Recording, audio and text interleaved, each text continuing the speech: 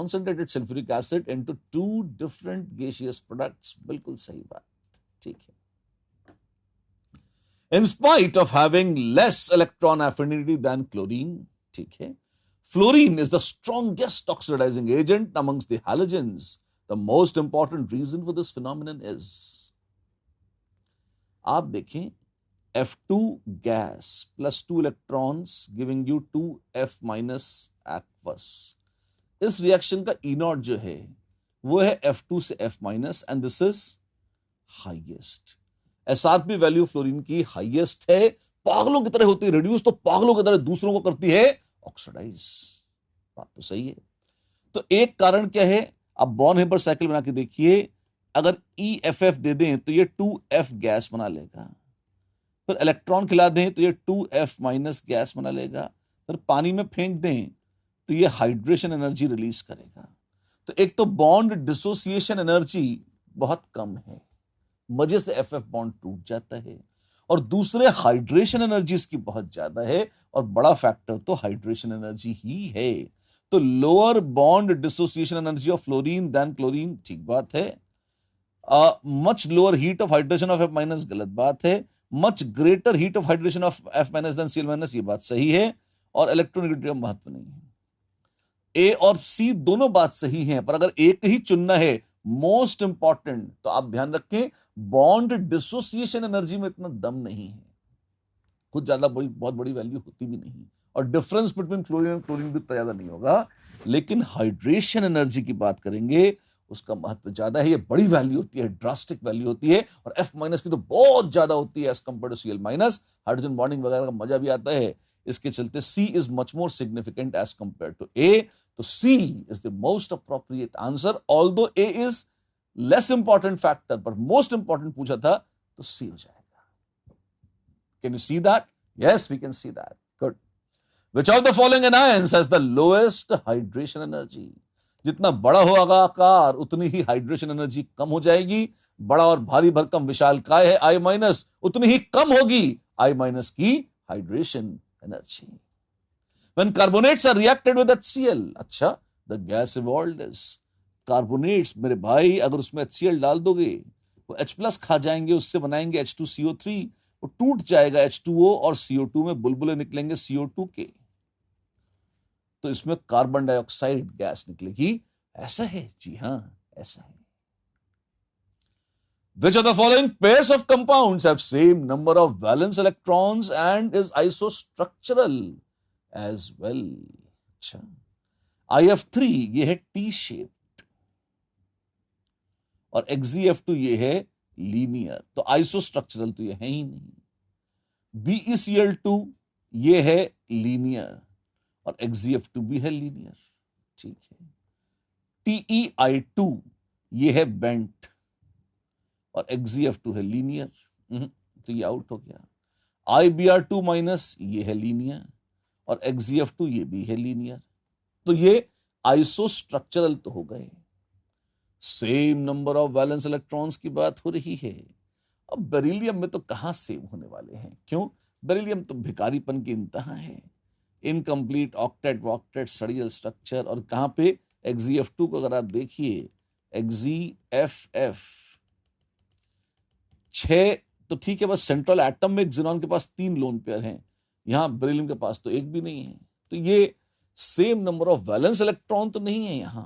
अलबत्ता IBr2 minus में आप देखिए, अगर आप यहां पर Xe की बजाय I रख दीजिए तो I माइनस हो जाएगा, और यहां F की बजाय जरा Br रख दीजिए, बैठ जाएगा बिल्कुल. तो वैलेंस इलेक्ट्रॉन्स की संख्या भी 3 3 6 3 9 सब में सेम है. यहां लोन पेयर 9 लोन पेयर हैं, और 2 बॉन्डेड पेयर जो भी हैं सब एक जैसा ही मामला. डी पे ये शर्तें लागू होती हैं, हाँ डी में ये शर्तें बखूबी लागू होती हैं. Which of the following compounds contain phosphorus with an oxidation state of +5? Pyrophosphoric acid. Pyrophosphoric acid is H4P2O7. क्या +5 में है? हाँ है. वैसे तो आंसर आ चुका है, पर फिर भी आपके मनोरंजन के लिए बाकी भी करवा देता हूं. हाइपोफॉस्फोरस एसिड कहलाता है H3PO2. इसमें फास्फोरस है +1 में, ऑर्थोफॉस्फोरस एसिड है H3PO3 जिसमें फॉस्फोरस है +3 में, और हाइपोफॉस्फोरिक एसिड है H4P2O6 जिसमें फॉस्फोरस मिक्स्ड है। अलग अलग मामला है, और एक बहुत ही रहस्यमय स्टेट कौन सी आ जाएगी, +4 इसमें आ जाएगा। ठीक है, एवरेज घटिया स्टेट। +5 का तो एक ही है, pyrophosphoric acid H4P2O7, right right. Which of these are correctly matched? BrF3 T shaped, ठीक है, BrFFF ट्रायगोनल बाइपिरामिडल पर बेस्ड है, और 2 लोन पेयर है इक्विटोरियल पोजीशन में, तो टी शेप्ड है, सही है, sp3d hybridization. ICl3 bent T shaped. अभी ऑनेस्टली तो टी शेप तो कभी परफेक्ट ही तो होता नहीं, 2 लोन पेयर हैं तो इनके चलते बेंट तो वो हमेशा ही रहेगा। अगर इस लेवल पे जाके गिनेंगे तो बेंट टी शेप्ड, तो फिर तो ICl3 और BrF3 दोनों ही बेंट टी शेप्ड हैं, तो इसको गलत बोलना पड़ेगा। पेंटागोनल बाइपिरामिडल सही है, और ट्रायगोनल बाइपिरामिडल गलत है। BrF5 is square pyramid, BrF5। क्यों? ये sp3d2 है, ये sp3d3 है, और ये दोनों sp3d हैं। सत्य क्या है? 2 और 3 बिल्कुल सही है, 1 लगभग सही है, थोड़ा गोलमाल है। तो which of these are correctly matched? 2 and 3 are correctly matched, और 2 को देखकर ही हम कह सकते हैं कि 1 गलत है, क्योंकि जैसा शेप है 1 का एग्जैक्टली वैसा ही शेप होगा 2 का। Among the following, the fluorides of xenon with non-zero dipole moment are. XeF6 में एक लोन पेयर होता है, μ0 नहीं होता। XeOF4 तो अनसिमेट्रिक है, बिल्कुल हो ही नहीं सकता। XeF4 का μ0 है, और XeO2F2 का भी 0 नहीं हो सकता, क्योंकि सिमेट्रिक नहीं है। ये sp3d2 था, और ये sp3d है।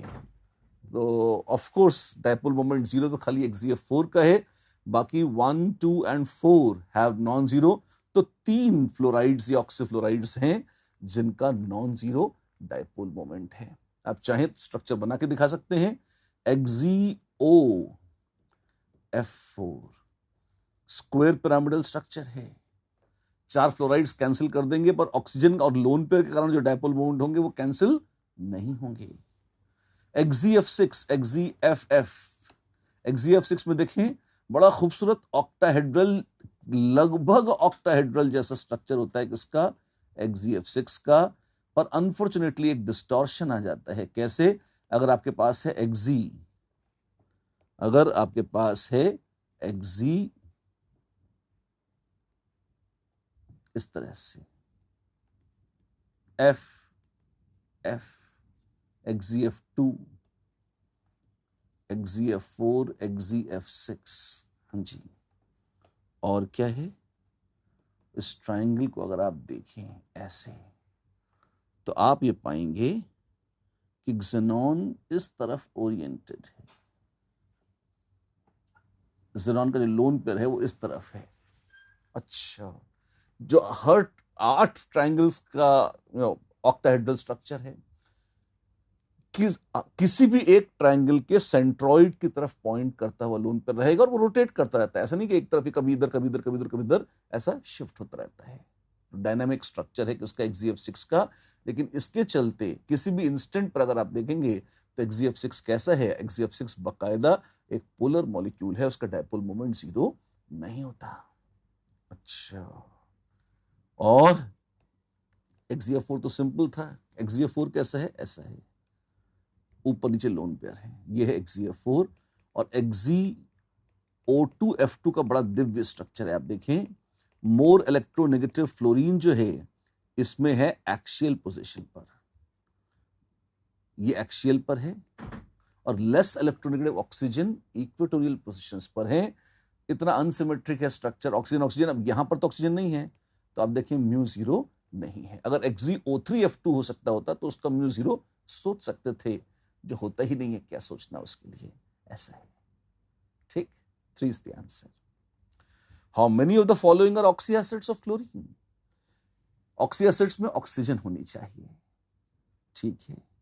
HCl में नहीं है तो HOCl, बिल्कुल HOClO है ना, और HOClO2 होगा, ये मिसप्रिंट है, HOClO2। ये तीन ऑक्सी एसिड्स हैं, जी हाँ तीनों ऑक्सी एसिड्स हैं, और तीन ही हैं, HCl नहीं है। भले प्यारा एसिड है पर वो ऑक्सो एसिड नहीं है, क्योंकि ऑक्सो एसिड में ऑक्सीजन तो होगी भाई, राइट, ठीक है। The number of basic oxides amongst the following is +1 +2, हद से हद +3 तक होते हैं बेसिक ऑक्साइड्स। Mn2O3 एसिडिक है +7 में, V2O5 एसिडिक, कुछ लोग एम्फोट्रिक लिखते हैं।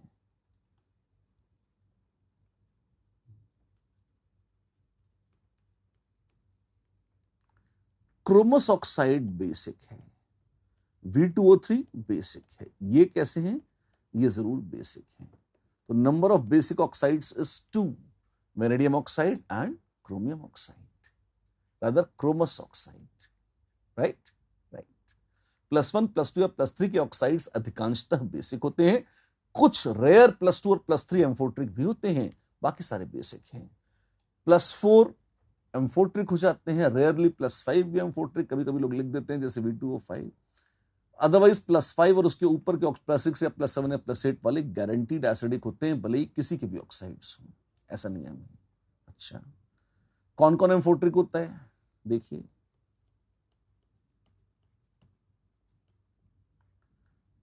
SNO SNO2, PbO PbO2, Pb3O4, ये क्या है? ये है टिन और लेड के ऑक्साइड, जिंक, एल्यूमिनियम और गैलियम, बेरिलियम और क्रोमियम का +3, ये ऐसे हैं जो एम्फोटरिक हैं।